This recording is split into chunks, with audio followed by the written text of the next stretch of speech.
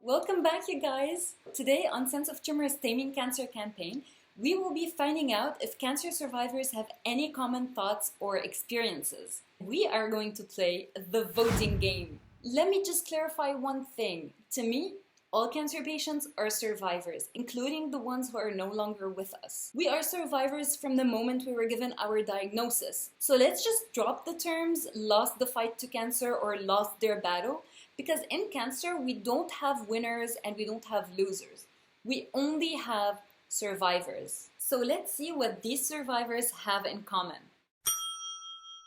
My diagnosis came to me as a total surprise. Oh. Okay. How come you strongly agree? Man, I was concerned about anemia and I was so into it. I thought I was anemic and that's it.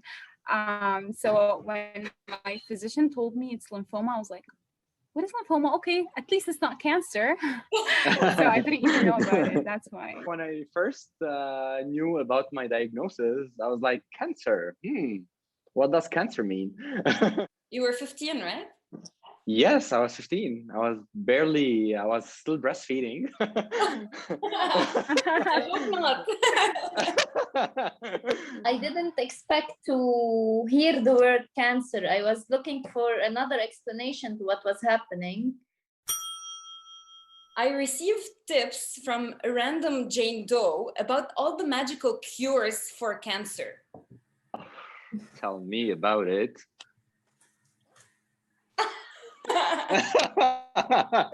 Yes. The best one. Please, somebody told me that she knows someone who told her that she took lots of antibiotics, like she overdosed on antibiotics, but the next day, her tumor was gone.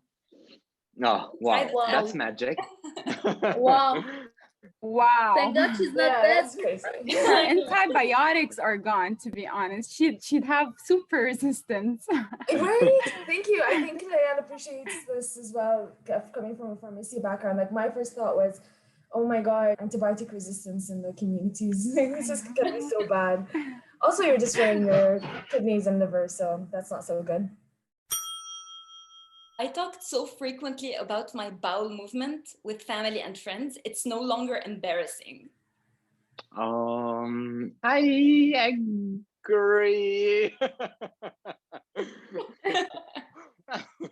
reason I say disagree is not because I didn't do all of that, but just because maybe it's because of my field, and I used to work in the lab, so I used to talk about bowel movements even before I had cancer, and I was never ashamed of it. So that's probably the only reason. Just talking about constipation and then celebrating finally going to the toilet after a very long bout of constipation. So yeah, been there, done that. Celebration when you go to the bathroom, you tell all the nurses, I went to the bathroom. Raquel went to the bathroom today. Tell me about it. Tell me about it. I'm a nurse. And I would be so happy if my patient poops. Yeah, once I had a friend come visit me and she was away for a long time. So I hadn't seen her in a long time. She came to Lebanon and she visited me. And the first thing she heard is the nurse coming into my room and asking me, how's the diarrhea going? Pretty good. Pretty good. Still going. Still go.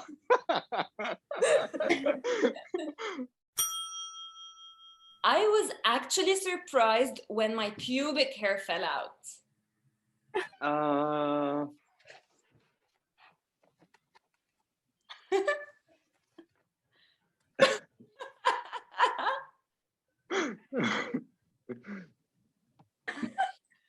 Okay, so anybody want to comment on this?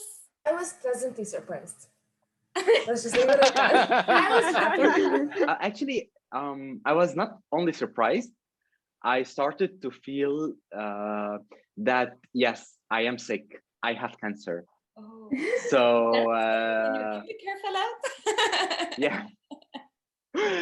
Well, actually, I was kind of happy because as well, I know for a fact that I'm being cured and healed. but still, it was a disaster on me. I was like, I cried a lot. I cried the river, and I thought that my hair will never grow again, and so it was a disaster. Maybe because you were young, like you probably felt that way. You were Yeah. like really young going through that, so that probably Yeah. makes sense. It's difficult. However, to when I sort had of- however, when I had a relapse 4 years later, it was smooth and I enjoyed it, and I was like, yay, I don't have hair anymore. At some point, I thought I wasn't going to make it.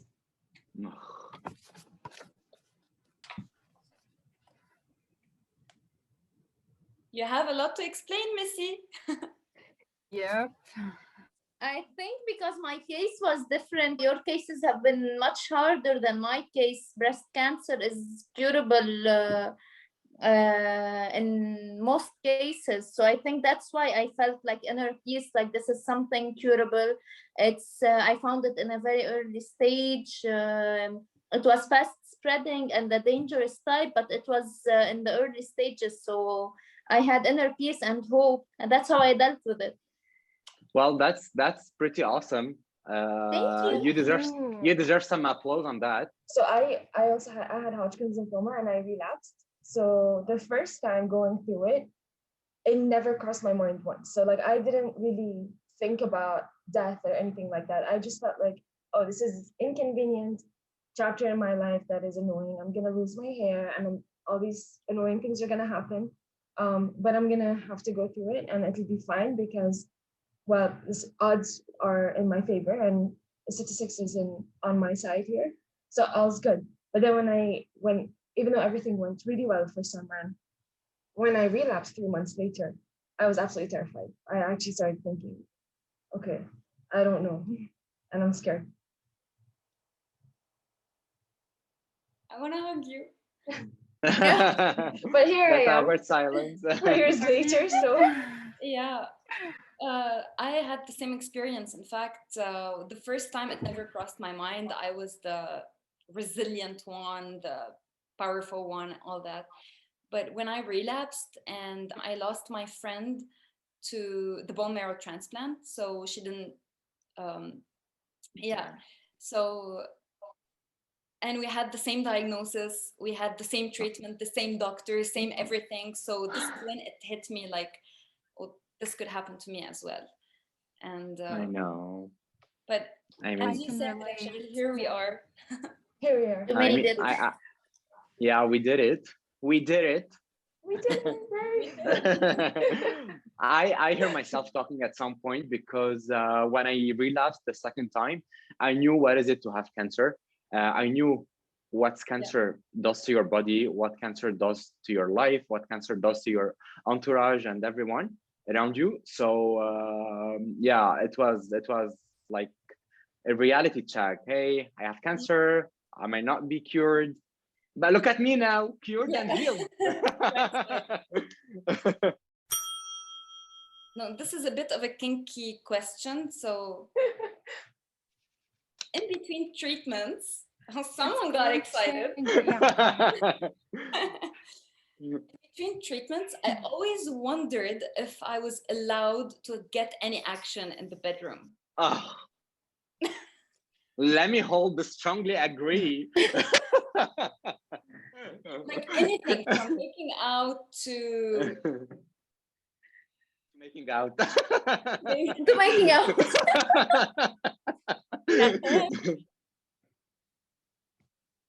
What? So Explain. I'll explain. I'll tell you why I disagree. Because I never actually cared. I wasn't worried. I just went anyway and did what I wanted to do. I wasn't too concerned. I'll be honest. I would say maybe I was concerned. So cute. What am I? I mean, I'm not gonna lie. I wasn't even concerned during the bone marrow transplant. I would trick my husband into thinking that it's totally fine and like not to worry because he was the worrier, and he would like be worried like, oh, is it safe? Is it okay? And I'd be like, sure, it is okay. Who's why it wasn't? Of course, it's okay. Cancer made me reevaluate the traditional timeline for milestones set by society?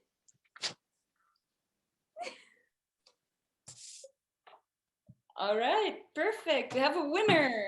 Being diagnosed as a young adult cancer patient is very different than if you were diagnosed, let's say, maybe at a different stage in your life.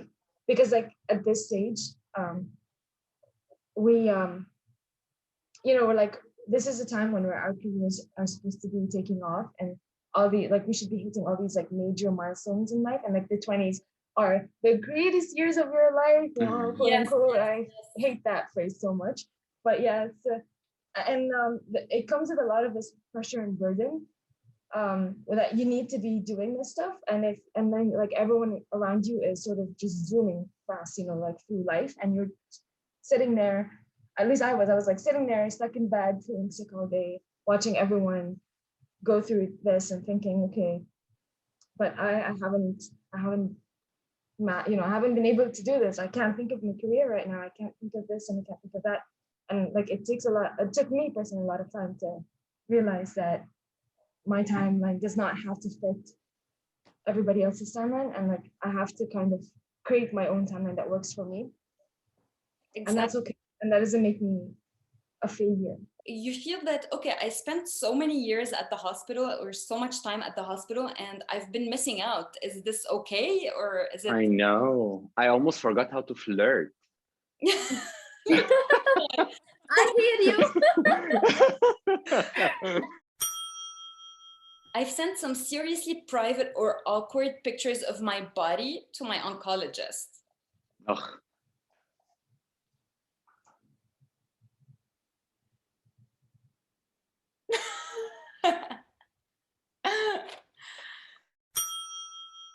I struggled with my own identity during or after treatment.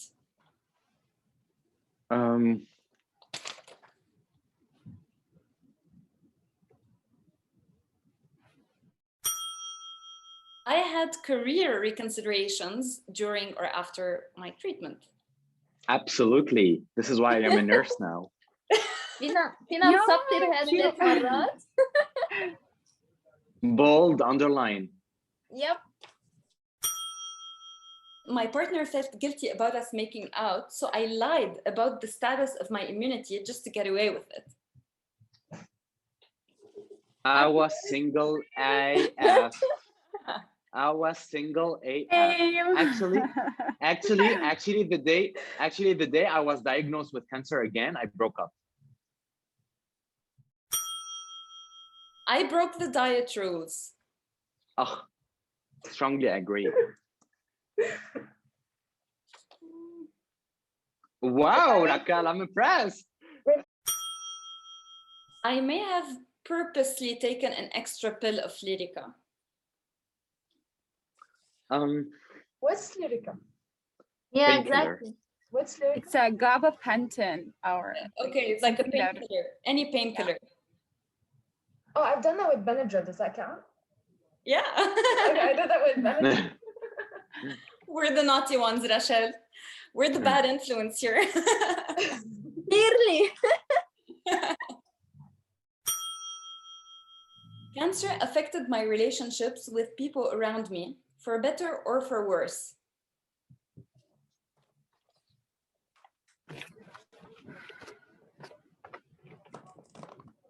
Super. Hopefully for the better. Both. yeah. Even when I was bald, I still washed my head with shampoo. Strongly agree and agree.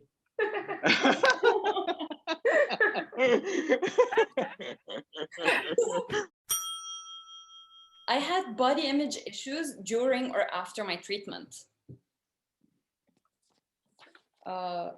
I think... I don't know, to be honest. It's in between. Hey. So I had body image changes, so my body looked differently. I have stretch marks, blah, blah, blah, but like I came to terms with it immediately. Yeah, me too, And I actually. hated my skin, the dehydration and the feeling of the Yeah. skin. Yeah. Actually, I And the hated scars. every inch of my body back then. My biggest problem was that I couldn't recognize myself. Like I would look in the mirror and see a Yeah. big moon face. I'm like, who is this person? Yeah. I wondered when I should tell the person that I'm dating about my cancer experience. Mm-hmm.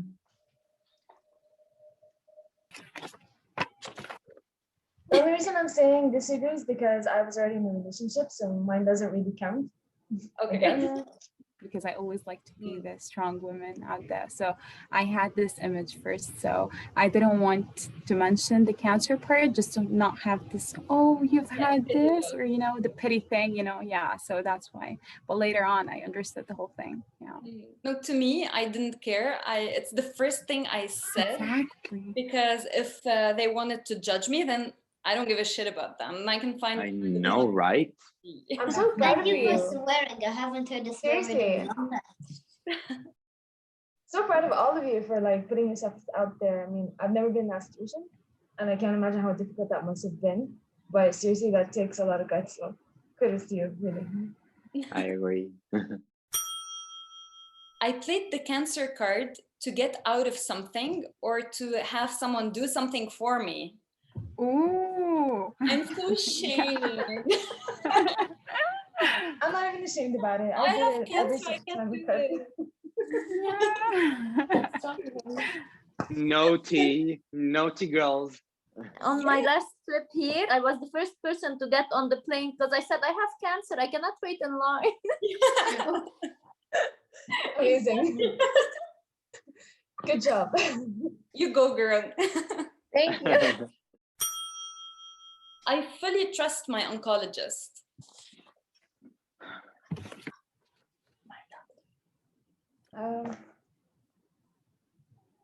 When we say I fully trust my oncologist, it doesn't mean that we blindly trust them, of course.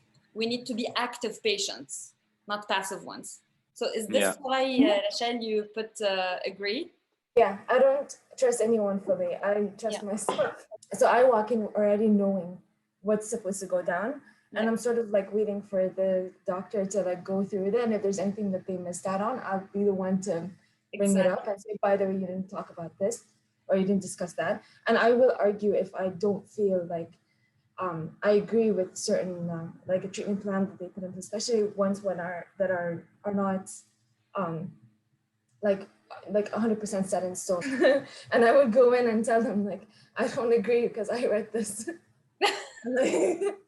Or and then they know me, they appreciate that this is the kind of patient I am, and we would engage in a debate and then would like find something. But I don't just like fully just go with, okay, you said we need to do this, so that's what we need to do. Like, This is called being an active patient.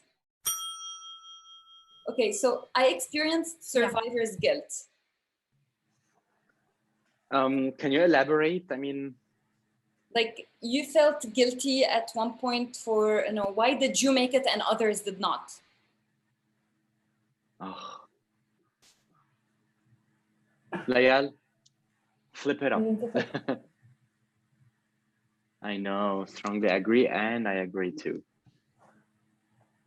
Again, I'm sorry because it's a different case. So in my case, I cannot agree with surviving this type of cancer. I don't know if you don't need to apologize. That's your experience, and the beauty about this is that we have a variety of experiences here, and there's nothing wrong with that. Yeah, it doesn't have to be similar.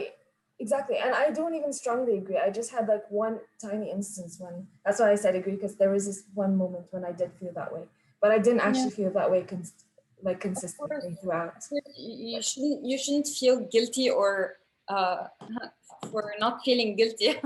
Makes sense. Yeah. You know, I felt strongly guilty because basically I lost my friend Nelly to the transplant. Like 4 months later, I was in the transplant and I made it out. So I don't know, just it's a different experience. So you had the right to feel guilty in a way.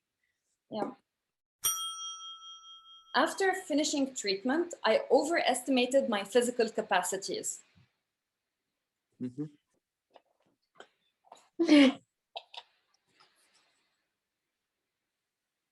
I'll agree. I'll add to that also mental capacities. Mental. Yeah, me too. Mental. Yeah. I was hoping my hair grew back in a different type or color. Oh, strongly agree. I mean, yeah. I was kind of hoping secretly to be blonde. Just kidding. A redhead, perhaps. I experience scanxiety every time. Scanxiety is scan anxiety, basically. When I finished my treatment and stopped taking chemotherapy, I felt scared and or worried. Oh my God, you guys, we have so much in common. What a beautiful Yeah. episode it was. I'd like to thank the participants for joining me today. And please keep in mind that whatever it is we went through doesn't mean that every cancer patient will necessarily experience it too. Everybody responds differently because every body is unique. I hope you enjoyed watching this episode. Don't forget to give me the thumbs up and subscribe.